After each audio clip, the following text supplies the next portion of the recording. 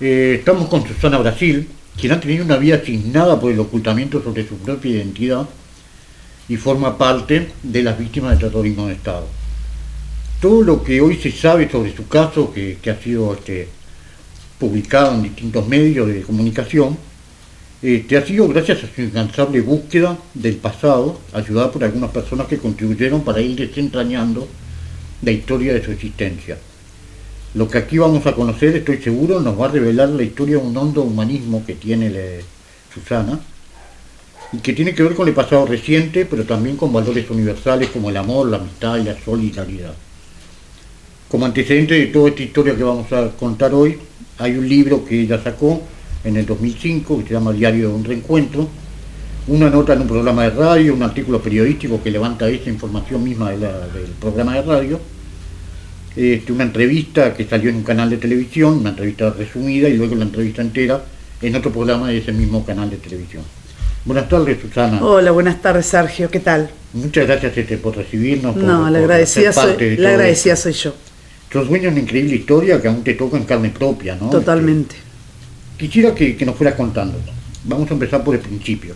Naciste un 19 de abril del año 1970. Un 19 de abril del año 1970, exactamente. O sea que esta historia se enmarca antes de la dictadura, vamos a decir. Exacto, antes que declarara la dictadura. ¿Y tu primer recuerdo cuál es? Mi primer recuerdo es a partir de los 3 años y pico, que estaba parada en un muro. Era como la imagen de la primera Navidad. Estaba en ese muro y observaba la cuadra. Esa es mi primera imagen, mi primer recuerdo que tengo registro de mi infancia. Me llama la atención, que tan pequeña, tan chica, que ya tuviera recuerdos. Y por lo general la gente siempre, los primeros recuerdos son un poquito más adelante. Es variable, ¿no?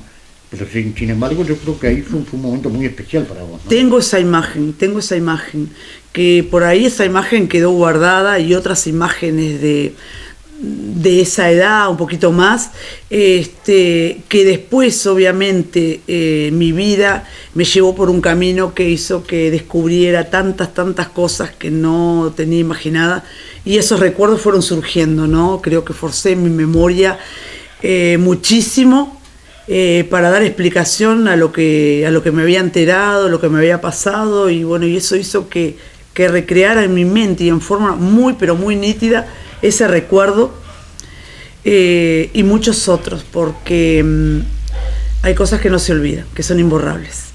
Tengo intacta esa parte de mi memoria. O sea que esa parte, digamos, fue una primera Navidad que estuviste en familia, vamos a decirlo de alguna manera. En familia. Y quizás para una criatura de esa edad,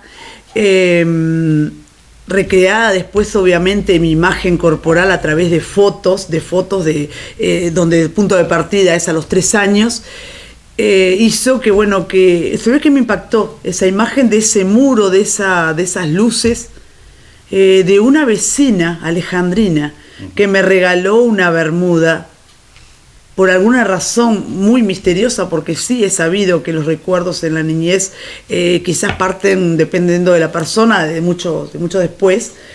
Tengo clarísimas esas imágenes. ¿Sabés exactamente en qué fecha te fuiste adoptada? ¿En qué fecha fui adoptada? Yo tengo acá toda la información, ¿no? A los 3 años. Yo surgí, pasé a formar parte de la vida de ellos a los 3 años. O sea que estamos hablando de 1973. Pero exactamente la fecha no ha salido todavía. Acá, entre todas las cosas, tengo la fecha del 21 de mayo de 1973, que paso, según algunos documentos recabados, en custodia de ellos, de Olga y de Rubén. O sea que, no sé, porque tú naciste, a tu madre le dijeron que habías nacido muerta, o que había fallecido. Eso vino mucho después, ¿verdad? Eso vino mucho después, exactamente. Exactamente, a los 31 años. Claro. De mi adopción. Sí. No de lo que había pasado con mi madre, ni absolutamente nada. Simplemente de mi adopción. Entre tu nacimiento y los 3 años, ¿tuviste dónde? Posteriormente, la investigación me llevó a saber que estuve en el Consejo del Niño, por información directa incluso de familiares de mi padre de crianza. Y a los 3 años alguien te dio a tus padres adoptivos. ¿Cómo fue todo este proceso? Bueno, este proceso, esto es un poco, ¿no?, como contar de ese pasado y de lo que se vino después, ¿no?, a llegar al presente.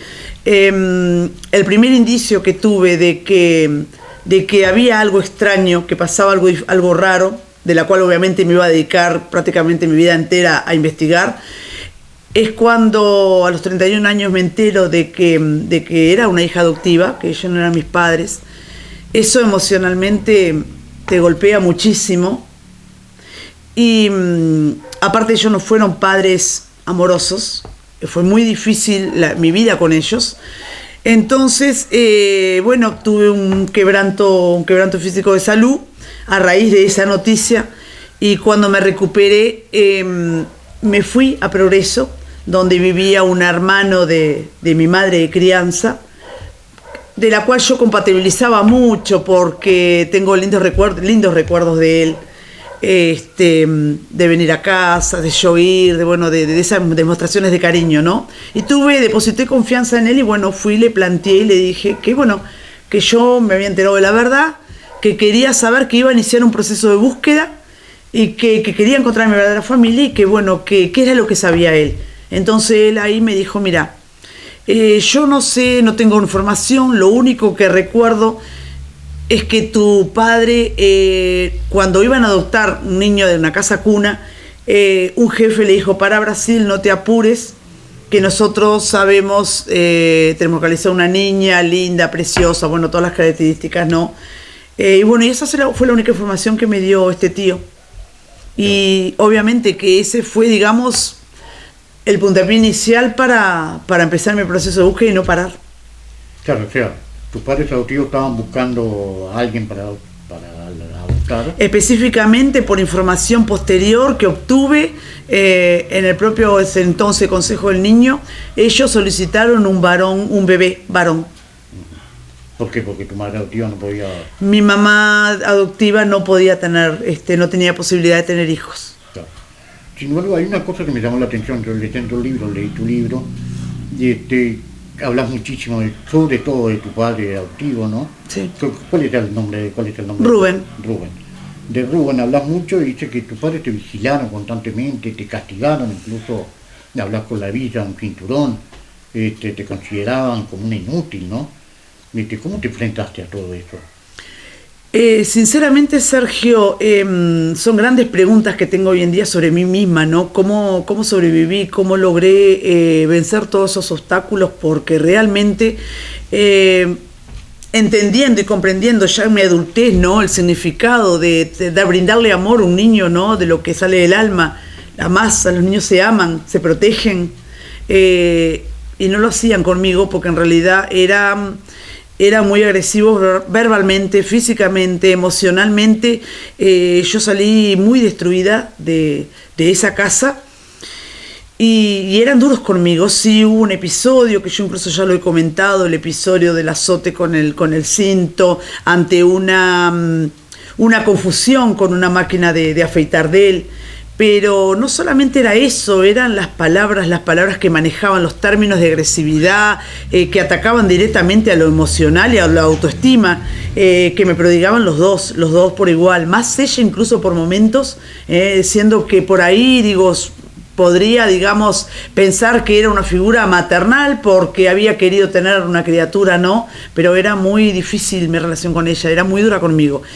Y otros episodios, sí, por supuesto, me perseguían cuando iba al colegio, me perseguían se escondían atrás de las cuadras, escuchaban atrás de las puertas, perseguían los textos o los testimonios que yo escribía un poquito más grande, me abrían los roperos, buscaban, yo tenía que sacarlos a escondidas. Deambulaba por la casa de noche para tratar de salir del cuarto, donde ellos me ponían horarios para estar en mi cuarto, horarios para salir al patio. Medían absolutamente todo lo que tenía que hacer. Era como una vida de cuartel, prácticamente. Era como una vida de cuartel, exactamente. Y eso también lo vine a comprender años más tarde cuando leí un libro de Rosenkopf y Mujica, que en una parte es el libro Memorias del Calabozo, ellos expresaban que para ellos, para los militares, su casa se convertía en un cuartel. Y, y de todo lo que leí ese libro, que para mí fue un libro que me abrió las puertas a este mundo de conocimiento sobre lo que había pasado en mi país, específicamente esa parte del libro tocó mi alma porque ahí lo comprendí y me di cuenta que era realmente lo que pasaba. Y lo viví así, me sentí muy identificada, lo viví así, fue así. Porque mientras tú viviste ahí, digo, tus padres adoptivos no te decían absolutamente nada sobre lo que pasaba en el país. No, no, aparte no había posibilidad tampoco porque en realidad en esos tiempos, te digo Sergio, toda esta información que a veces manejo es por el después, por lo que vine informándome o enterándome después.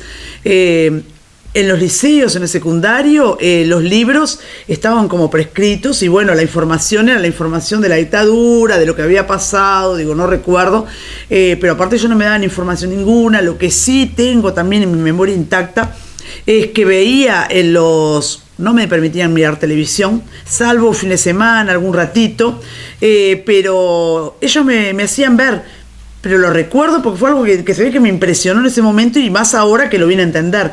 Pasaban en la televisión el escudo, mostraban el escudo uruguayo con una marcha y pasaban como una lista. No tenía ni idea de lo que era. Ahora sí sé lo que era. Y me hacían leer la revista El Soldado. Ellos, bueno, me hablaban de un montón de cosas. Estados Unidos, también me hablaban mucho de Estados Unidos como un país que había que idolatrar, que no, que era ellos me daban mucha información de lo que era el contexto militar, ¿no? Habla un poquito de tu padre adoptivo, porque él fue de Artigas, nació en Artigas, vivió en Artigas. Es probable que también fuera castigado físicamente, digo, que ese patrón lo repitiera después contigo, en tu caso. No. Él era de Artigas, de la ciudad de Artigas. De hecho, yo en muchas oportunidades viajé de pequeña a Artigas, pero conocí a mi abuela paterna, y era una señora dulce, era una señora adorable, que me brindaba mucho cariño cuando íbamos. Sí, obviamente que la vida en el campo, la vida rural, hace muchos años atrás, obviamente que era difícil. Ellos trabajaban como en el campo, ellos tenían que trabajar de pequeños. Creo que todo esto se fue forjando posteriormente cuando él... no recuerdo bien a qué edad, si a los 18 o un poquito más, él dejó la ciudad de Artigas y se vino, porque había un hermano acá en Montevideo, se vino para Montevideo y bueno, lo puso en el ejército, se lo presentó en el ejército. Creo que ese ejército fue lo que forjó en él esas ideas, ¿no? Ese fanatismo, esa locura. Tu padre trabajaba en una panadería. Mi padre trabajaba en una panadería militar. Era él mismo, digo, estoy repitiendo palabras escuchadas por él mismo, ¿no? Estaba a cargo de 40 hombres, siempre me acuerdo, algún nombre por ahí aislado, él hablaba, contaba. Me acuerdo que en una oportunidad, estaba a cargo de hombres, ¿verdad? Digo, pero me acuerdo que en una oportunidad fui a esa panadería militar con mi mamá de crianza, porque parece que papá tenía que quedarse, no sé si viste que tema de los arrestos o algo así, y él tenía que quedarse o tenía que quedarse a cargo de algunos hombres, algo, no recuerdo con exactitud, tengo como digamos una vaga idea, ¿no? De lo que más o menos interpreté en ese momento. Y me acuerdo que fuimos a esa panadería militar y me acuerdo que en esa panadería que está en Aguilar y Agraciada, porque años posteriores yo la fui a ubicar, ya no está, la demolieron cuando vino la democracia y en su lugar hay un edificio de apartamentos donde viven familias militares y esa información me la dio un vecino de la zona. Y recuerdo que bueno, que era como una muralla, un portón de hierro alto, grande, habían militares ahí haciendo guardia, entramos. No me acuerdo, no me puedo acordar qué más había adentro, pero sí me acuerdo que había como un fogón, fuego había. Obviamente, ellos tenían unos hornos grandes, pero el fuego me acuerdo que estaba como sobre el piso. Y pienso que eran hornos gigantes. Eso fue lo que me impresionó, ¿no? De esa imagen que recuerdo de esa visita a esa panadería. Es lo único que recuerdo. ¿Y tu madre cómo era? ¿Era tierna? ¿Era rencorosa? ¿Mi mamá de crianza? Sí. No. ¿Te castigaba también? ¿Estaba no, encima de todo? nunca. nunca. Yo soy madre hoy en día, y creo que eso te permite también poder comprender tantas cosas, ¿no? No era... Yo creo que él hizo un excelente trabajo con ella, porque la llevó, la encauzó, la adoctrinó a su imagen, a su semejanza y peor, porque ella era fanática prácticamente hasta sus últimos días. Y era, te lo digo, Sergio, como madre que soy, era despiadada. Ella, bueno, me pegó hasta ya adulta, hasta unos días antes de casarme, y bueno, verbalmente era la que más exteriorizaba sus broncas, sus iras. El maldita a la hora que naciste, que es una frase que sinceramente en este momento ya no me hiere. Me llama la atención, digo, que queriendo tener un hijo, que después que lo tiene, que la trate así, ¿no? ¿Querés que te diga mi conclusión? Decime. Yo era la hija del enemigo, de quienes ellos combatían. Y ella me dejó muy en claro a lo largo de toda la vida de que ciertos grupos sociales que ellos combatían, ¿no?, eran sus enemigos, eran los que ellos combatían. Por eso mi padre ganó una medalla por combatir la sedición. Para ellos, ellos eran el enemigo, combatían un enemigo, y creo que eso los acompañó a lo largo de toda su vida, incluso en la vejez. Nunca dejaron de tener una idea diferente sobre el tema. Posteriormente, ¿no?, en mi proceso de sanación emocional y de búsqueda de respuestas que me dieron y de respuestas que encontré dentro mío mismo, llegué a la conclusión de que, obvio, yo era la hija del enemigo. Bueno, vamos a hablar un poquito sí, del no. momento de la verdad, ¿no? Cuando te encontrás con esa verdad, que sos hija adoptiva, y el momento primero cuando empezás a sospechar, ¿no? Y cómo fue todo ese momento. Bueno, yo salí de mi casa, me casé, formé una familia, pero siempre la relación con ellos fue muy difícil. Vinieron mis hijos, o sea, sus nietos, y tampoco había afecto, cariño, y eso obviamente me hizo levantar sospechas de que algo pasaba, de que debía, o sea, yo el amor que sentía por mis hijos era, no sé, indescriptible. Entonces empecé a manejar una hipótesis interna y llegar a pensar de que ellos no eran mis padres, porque no solamente que no me expresaron amor a mí y todo lo que me habían hecho, sino que además con sus nietos tampoco había compatibilidad, tampoco había afecto y cariño. Entonces creo que eso fue una sumatoria de toda una vida, de emociones difíciles de manejar relacionadas a ellos. Por lo tanto, un momento determinado, Rubén fue a mi casa. En ese momento yo ya no vivía más con ellos, y lo invité a pasar porque su nieto menor estaba enfermo, tenía un principio de congestión, estaba en el dormitorio, y él se negó a pasar porque él dijo que él no quería verlo porque se iba a enfermar, que él ya estaba viejo. Y Sergio, aunque te parezca mentira, ese fue el detonante que me hizo a mí definitivamente entender y comprender que algo pasaba, porque no podía caber en mi cabeza la mínima posibilidad de que no hubiera querido ver a su nieto porque estaba enfermo. Y bueno, lo que hice por una especie de impulso, que creo que es como se dice, ¿no? Se llenó el vaso, se desbordó. Llamé a Elsa, mi tía de crianza, mi tía que fue un amor conmigo, tengo muy bellos recuerdos con ella. Y ¿Yo por parte de tu padre? Tía de parte de mi padre, o sea, esposa de su hermano. Y la llamé y bueno, le digo, Elsa, y le conté indignada, ¿sabés lo que hizo Rubén ahora? Esto. Digo, es una cosa, ellos son mis padres. Y bueno, ella no me dijo que no lo eran, me quedó, o sea, no lo definió. Pero quedó más dudas, pero no lo definió. E incluso me llegó a decir, bueno, pero tendrías que preguntarle a ellos. Obviamente que no lo iba a hacer, si yo les tenía miedo, pánico, que iba a ir a encararles a preguntarles si eran mis padres, no, o sea, era inimaginable hacer una cosa así. Y bueno, y como que esa tormenta de ese día pasó, se apaciguó, pasaron un montón de días, igual yo quedé con esa inquietud. Con la duda. Con la duda, por supuesto, y también con un gradito de angustia. Pero sucedió que esa tía se tuvo que ir a Argentina, a Buenos Aires, porque un hijo un hijo de ella enfermó gravemente y posteriormente falleció. Fue ahí cuando en septiembre estamos hablando del año 2001, ella me llamó y yo fui a su casa, era un jueves, septiembre de 2001, un jueves. Y bueno, y me dijo, mirá, ellos aparecieron contigo, eras muy pequeñita, 3 años, aparecieron en Artigas, obviamente nos contaron que te adoptaron. De todas formas, ella, aún sin tener un contexto claro de la historia y sin yo poder comprender lo que me estaba diciendo, ella me manifestó igual sus dudas con respecto a la legalidad de la adopción. Como que fue para la familia un poco extraño.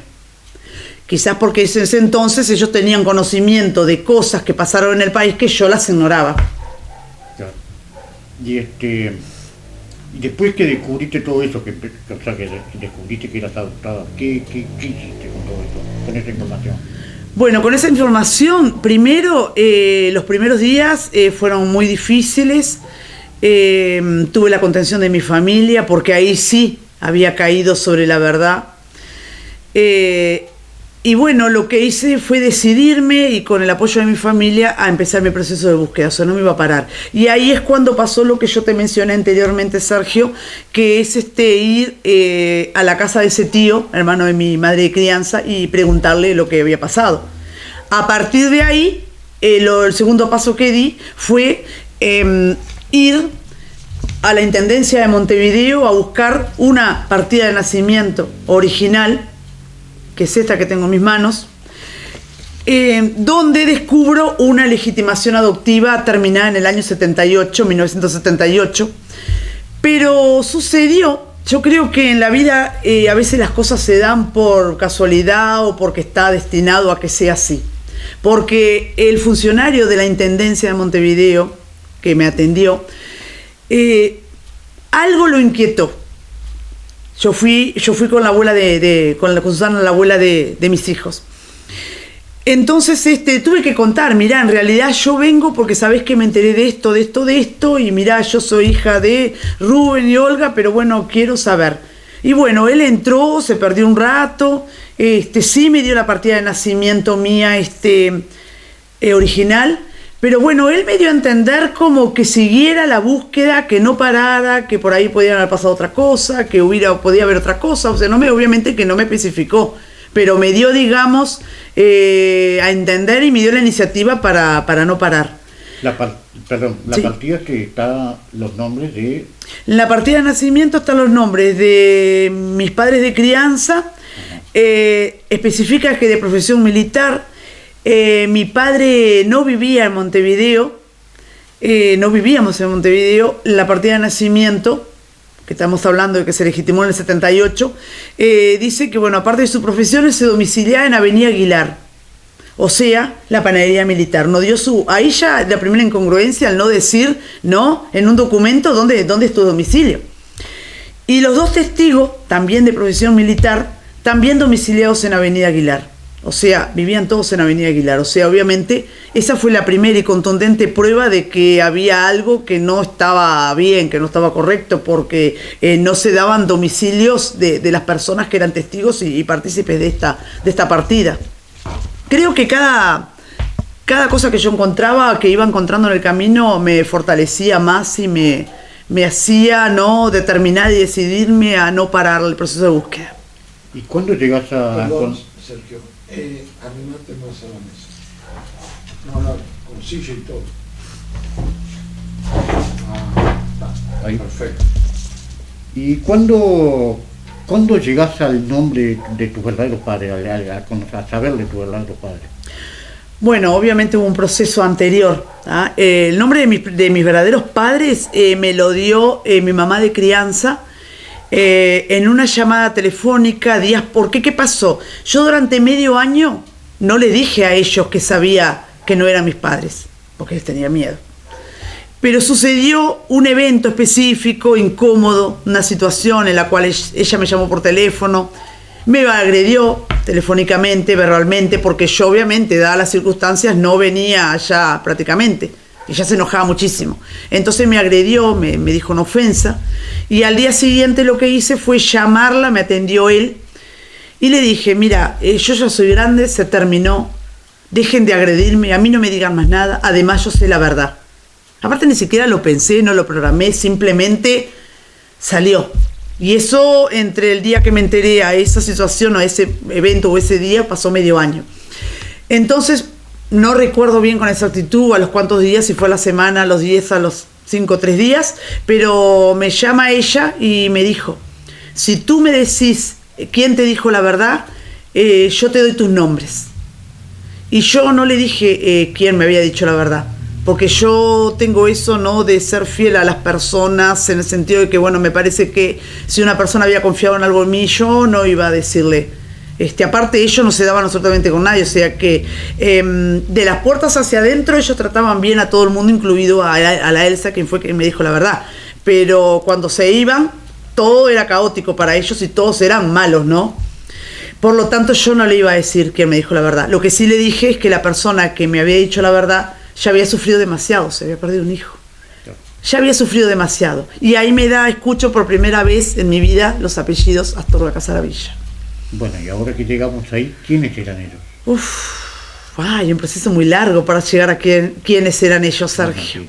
Un proceso muy largo de muchos años. Bueno, tenía los 2 apellidos, tenía la historia de que no era hijo de Rubén y Olga, no tenía absolutamente más nada. ¿Tá? Astorga Casaravilla. Astorga Casaravilla. Con esos apellidos y estos cuadernos y estas libretas, empecé a hacer como un proceso de investigación de la nada.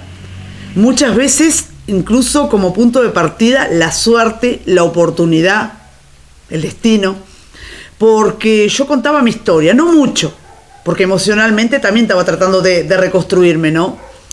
Pero había momentos en que yo hablaba y en una de esas oportunidades, que fue para mí fundamental y la base a todo esto, fue en Parque del Plata, cuando me voy de vacaciones con mis hijos. Y unos vecinos, hicimos mucha química, mucha compatibilidad, íbamos a la playa, veníamos, nos quisieron hacer una despedida. Y bueno, conversación va, conversación viene, y yo entro a contar mi historia. Y les digo, mis apellidos son tanto y tanto, ¿no?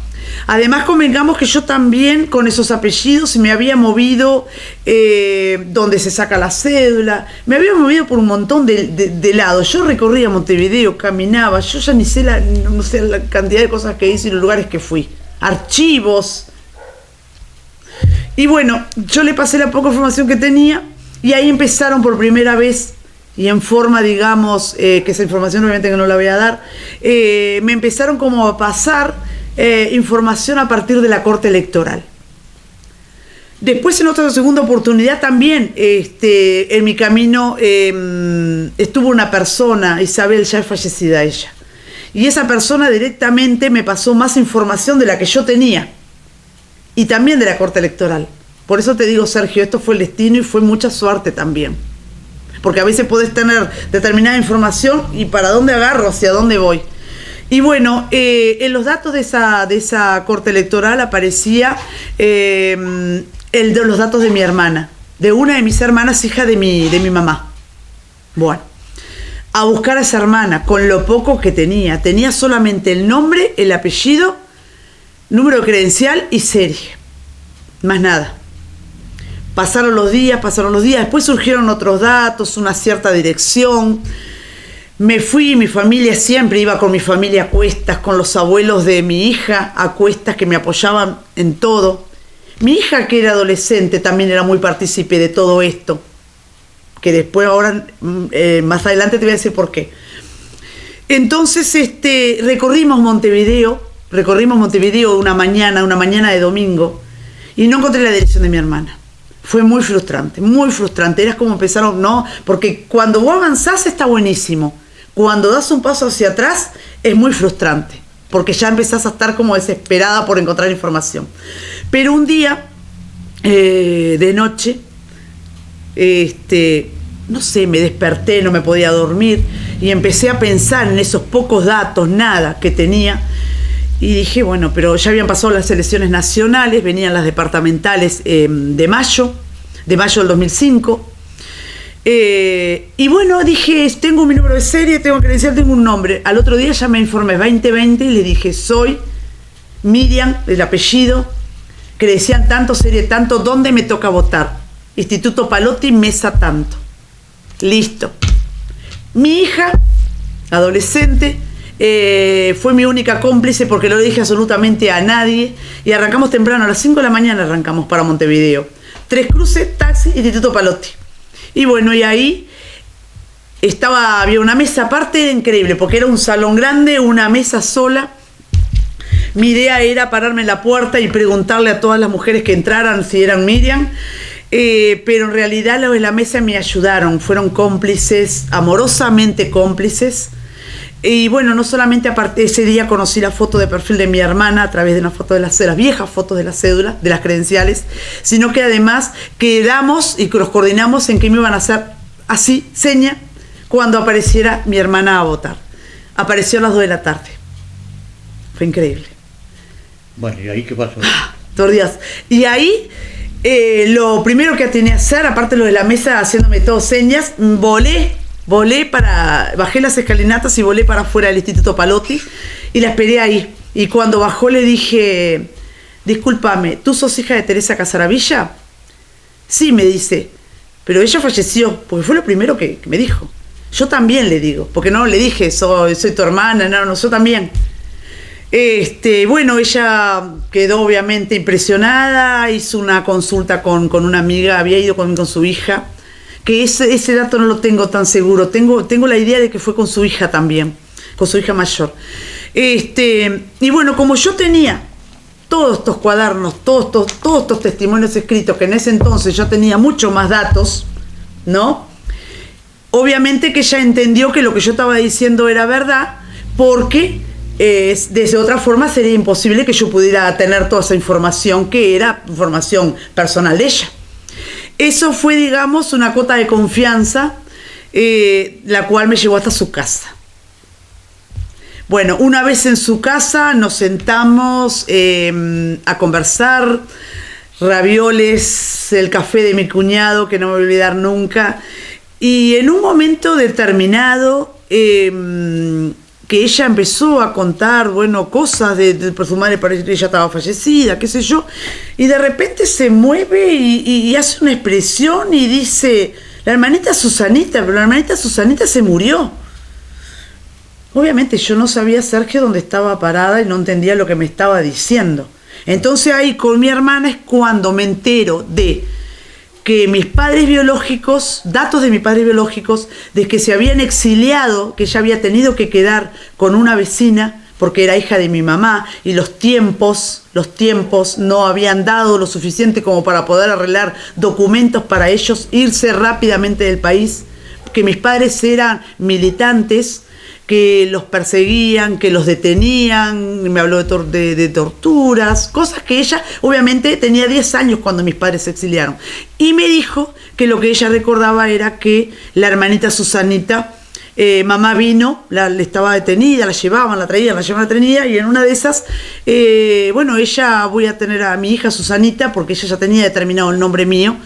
Y bueno, le tuvo que contar a mis hermanos y a ella, que tenía 10 años, eso se acuerda clarísimo, de que la hermanita Susanita había fallecido, o sea, la hermanita Susanita acá presente. Habías nacido, finalmente descubriste que habías nacido en el Pereira Rosell. En el Pereira Rosell, no en el hospital militar, como se me había dicho, como mis padres de crianza me han dicho toda la vida, hasta por parto normal. Es increíble lo que se llega, ¿no? A manejar determinadas cosas que vos querés que el otro se crea, ¿no? Y bueno, sí, nací en el Pereira Rosell el 19 de abril del 70, exactamente. ¿Y hay registros de ese nacimiento? Hay registros de ese nacimiento, porque por supuesto, Sergio, yo a partir de ahí tampoco me quedé quieta y seguí moviéndome. Y fui al Pereira Rosell, donde hay sí un papel, con un testimonio de un documento que dice Teresa Casaravilla, no da horario, no da dirección, no da, o sea, nada, absolutamente ningún dato. No, nombre mío, no información mía, absolutamente nada. Es solamente ese papel que tiene el nombre de ella que dio a luz una niña. Nada más. O sea que no se sabe quién, o sea, la persona que le dijo que tú habías muerto, era la enfermera, la nurse. Por lo que vine a saber, que nos estamos adelantando años posteriores con ella mismo, dando testimonio, sí, claro. Sí, claro. A esta persona no se ha llegado todavía. No.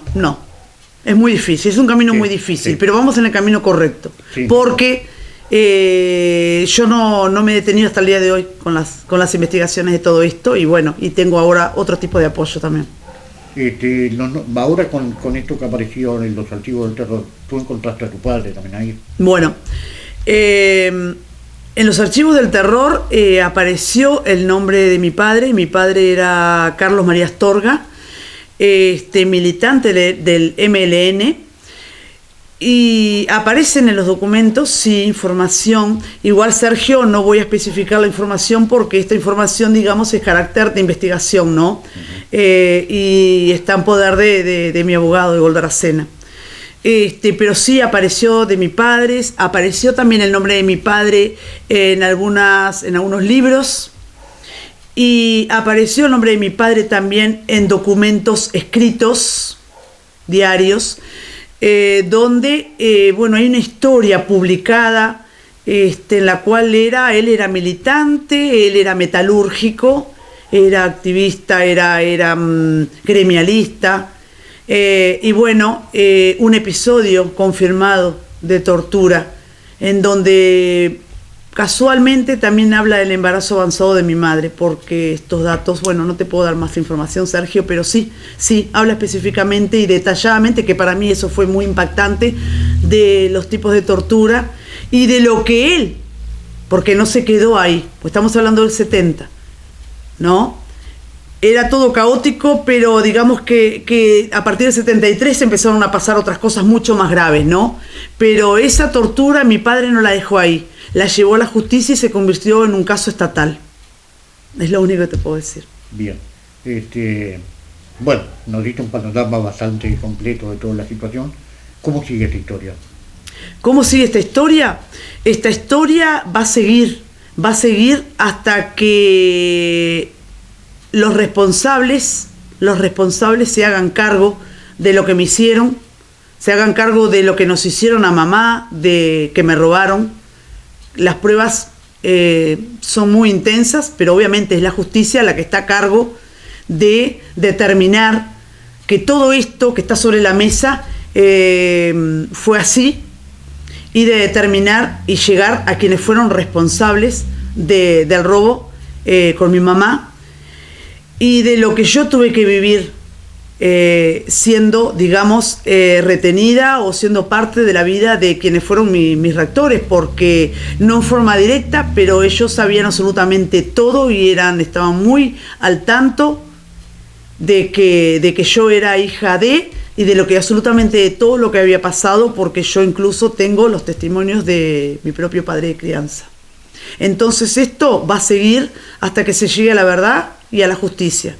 Y que casos como el mío, porque también me han llegado muchas historias inquietantes alrededor del año 70, 71, y yo les digo que le den para adelante, que se animen y que le den para adelante, que solamente contando lo que realmente pasó, yendo con la verdad, poniéndola sobre la mesa, es que vamos a llegar al final de esto y vamos a saber realmente qué es lo que pasó y vamos a poder hacer justicia. No es solo mi historia, es la mía y la de miles, la de cientos, la de muchos que a veces por miedo no se animan a decir presente y dar un paso y seguir su proceso de búsqueda y llegar hasta lo último. Somos muchos, hay que unirse. Una última cosita que me había quedado colgado. ¿Conociste a tu madre, verdad? ¿Era tu madre? Sí, por supuesto, conocí a mi madre biológica gracias a Ángel. Ángel Graña, desde la Argentina. Él, digamos, era parte del equipo de derechos humanos en procesos de búsqueda, es uruguayo. Y a raíz de una carta, después de la información que me había dado Miriam, una carta que yo le escribí a muchas organizaciones en realidad, pero la que le llegó a él me creyó. Y él fue quien encontró a mi verdadera madre y y a mis otros 2 hermanos. Y sí, tuve el honor de conocer a mi madre. De hecho, es un vínculo que tengo con mi madre. Digamos que ella está en Argentina y bueno, mi amada patria argentina me recibe con los brazos abiertos 1 o 2 veces a veces al año. Y voy a ver a mi mamá. La conocí y fue el momento más grandioso de mi vida. Fue muy intenso. No, me ha llamado la atención con todo este asunto, ¿no? Con toda esta historia tuya. ¿Cómo reconstruiste tu vida? Es decir, ¿cómo hiciste tu vida?